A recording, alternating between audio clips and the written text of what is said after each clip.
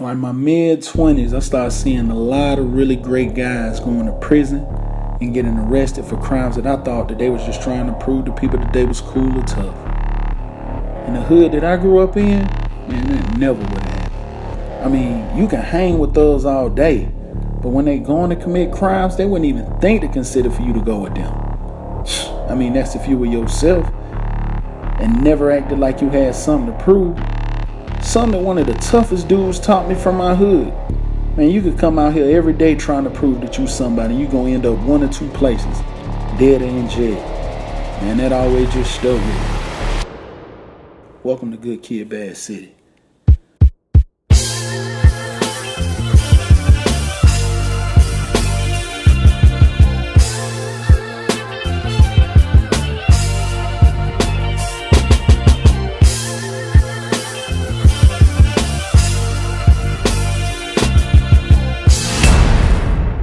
Man, I remember growing up in the hood, like this place called Biscayne Cut.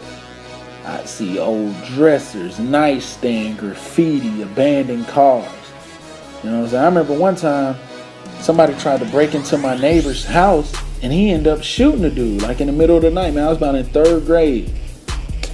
And I remember when somebody stole my pop's car, dog, when we was in church and drove past the house right after they stole it. I remember my dad chasing the dude down the street trying to get his car back, man. And throughout all this, man, I constantly wondered why. Like, this can't be the way the rest of the world is living. So I started doing research and I found out why certain communities have more crime than others.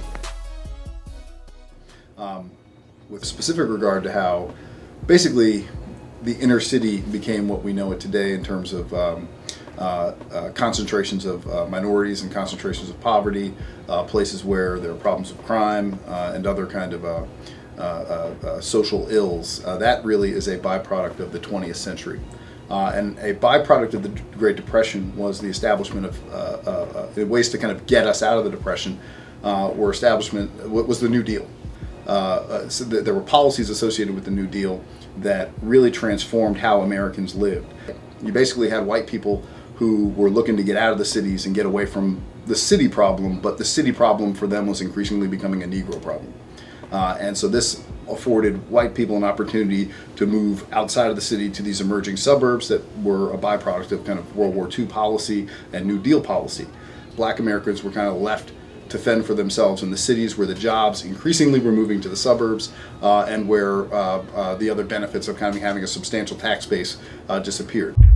So growing up in a low-income, high-crime community, like the community that I grew up in my personal experiences, I grew up around two types of criminals. The first type of criminal was this hardcore terrorist. You know, he would commit these crimes with no remorse. He would break into houses, rob, do any type of crime that you could think of and have absolutely no remorse. He gets energy from that. Like, he absolutely loves committing crime. The second type of criminal, which I believe most of my peers were, they were great kids that just ended up committing crimes because of their certain circumstances. They wanted to fit in. They wanted fast money.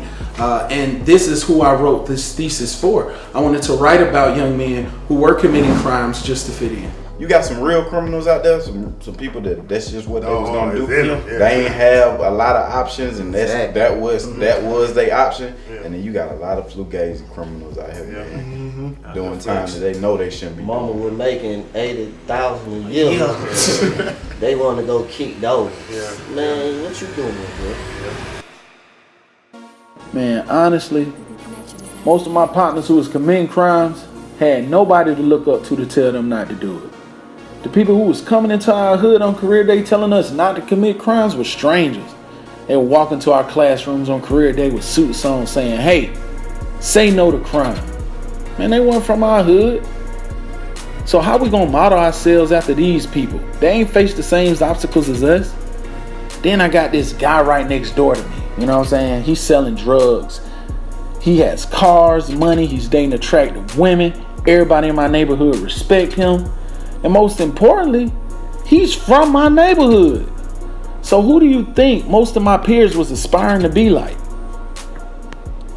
There's something about the community that places pressure or strain on individuals to engage in crime, and it becomes difficult to kind of break this cycle, largely because there's a lack of, say, role models, there's a lack of resources as well in terms of education or jobs.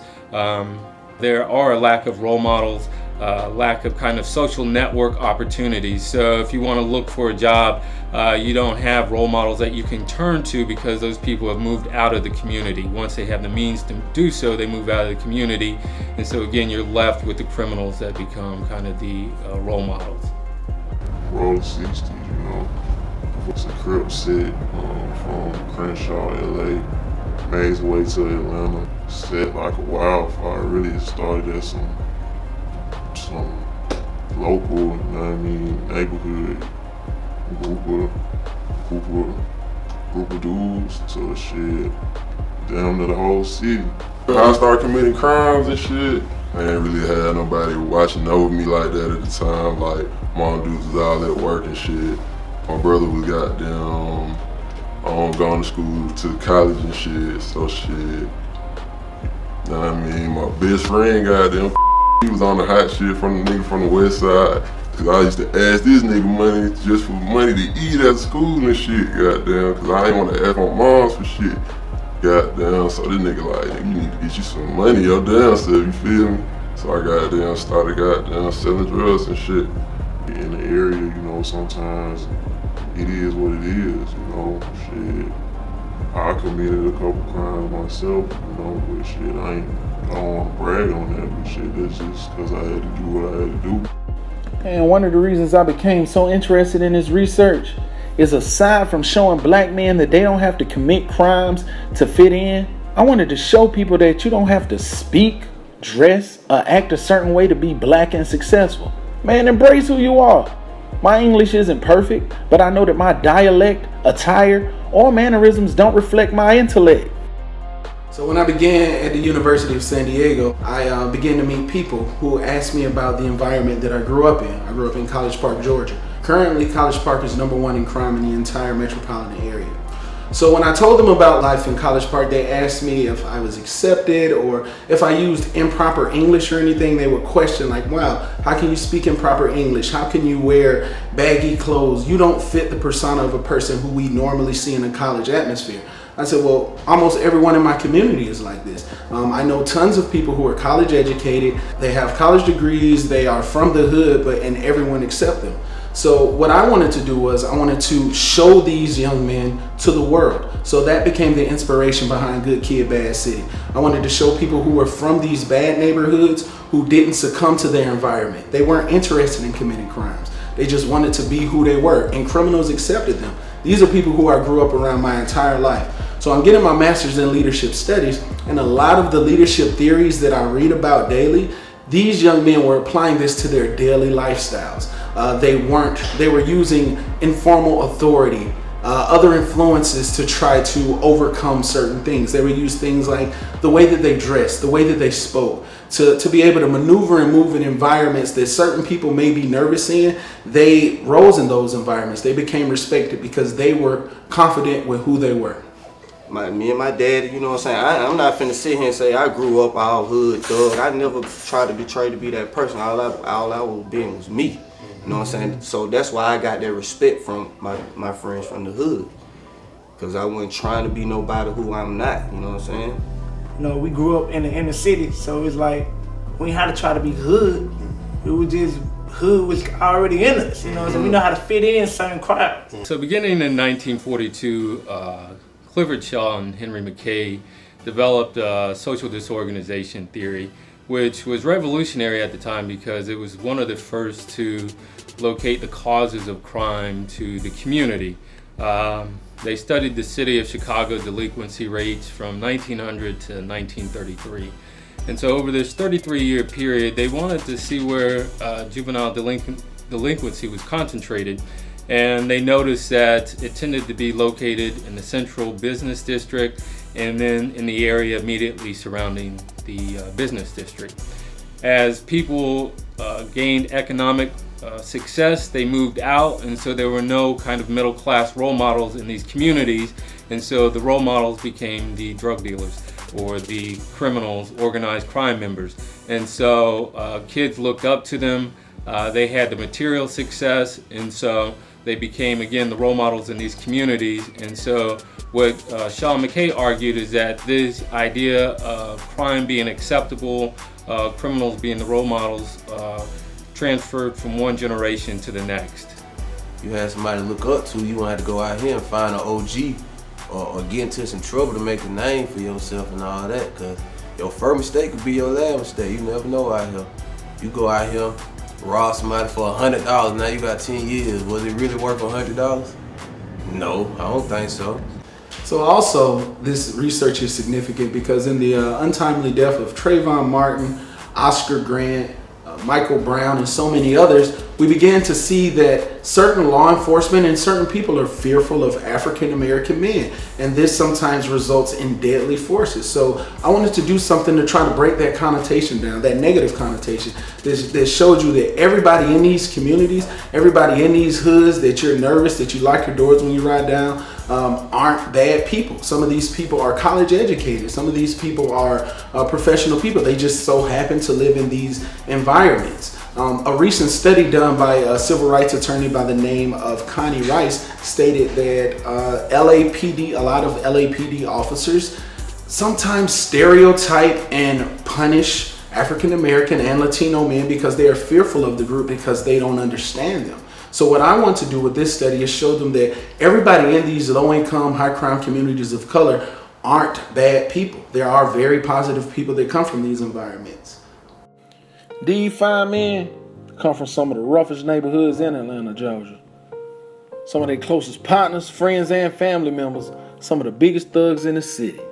And while many of their peers was out committing crimes, these young men were starting businesses, graduating from college, and staying out of trouble.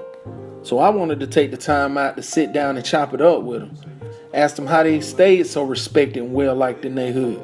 Say do it. Most of the time, like the partners I know who was older than me who was doing it, they'll be trying to tell me like, man, you don't really want to get into this. Yeah. Cause they knew the consequences behind it. Mm-hmm. And like, man, I mean, I'm about like you, man. I ain't never claimed to be no thug, all this kind of stuff. It was just like, hey man, I'm just doing me. Mm-hmm. It's most of the folks, man, they're decent people, man. They just get caught up in the situation. I don't want to commit no crime. I don't want to have to do the shit that I have to do. I just do it because that's what I have to do, you feel me? Then when that time comes, somebody asks, "Oh, okay, since you so gangster, you so hard, look, I got this lit." Now you got yourself in a predicament because you gonna flex so much. Right. Now the peer pressure on you. Man, I've been acting so gangster so much. You gotta do it. I gotta do it now. Yeah. You know what I'm saying? Like, because if I don't, you know what I'm saying? So, right, when you be yourself, man, a lot of times people get themselves in situations because they doing this too much, flexing. Exactly. You keep your mouth closed, man, going there, somebody else to do it. Nah, man, I don't partake in that. Mm-hmm. Once they ask you one time, you know what I'm saying, they might take, okay. They ask you again, you stand on that same thing. Nah, bro, I don't play around like that, bro, I'm good. Yeah. You know what I'm saying, I ain't that type of person. Then they know, okay, he ain't playing, you know what I'm saying? And now when they got these little things they want to do, these little licks they want to do, they know not to even hit you about it. Because they know what the answer going to be. Mm-hmm. You know what I'm saying? So be you at all times, man. So when somebody asks me to do something, 9 out of 10 times, they probably ain't going to ask me. Because they already know what the answer going to be. Right. But if they do, they going to try to present it in like a little sneaky way. Try to, persuade me to do it. Mm-hmm. Using all different type of language. Nah, bro, I'm good. I sit down from the get-go. I'm good, bro. Yeah. And they respect it. Yeah. I feel like you're a smart individual not to, risk the temptation of committing a crime, because it's basically like the easy way out, the last resort. Imagine if we lived in a community where everybody could just be themselves, like no matter what it is. Like if you a corny dude, be comfortable being a corny dude. You know what I mean? Like, if you ain't really about that, don't be about that. If you know what I mean, if you know that's not in you, that's not how your mama raised you, that's not how your grandma raised you. Your brother's not gonna be proud of you because you doing that, then that's not what you need to be doing. It just so many people, and piggybacking off of my bro right here. So many people wanna try to be something that they not, and that leads them the wrong way. Just don't be somebody else's person. You feel what I'm saying? Be you. Be yourself. And that really what it come down to. Yep. Soon we'll live in a world where people ain't committing crimes to be socially accepted. And maybe one day we won't live in a society where we have to define ourselves according to the expectations of how people think we should act. E.B. Du Bois wrote one of his most influential works titled The Souls of Black Folks. The question that's ever unasked of black people by people from the other world is, how does it feel to be a problem? For black people, as always living in a white world, kind of playing by not just white people's rules, but the perceptions and judgments of who you should be and where you fit into society that are dictated by the other world, by the white world. And he says that this creates a particular disease and angst in black people because you feel who you are as a black person in society, but you always then have to view that through the lens of those who are watching you. That by constantly being looked down upon by society, it creates a kind of psychosis, not just in individuals, but in communities. A sort of a schizophrenia, not knowing who you are, and therefore you can't move forward.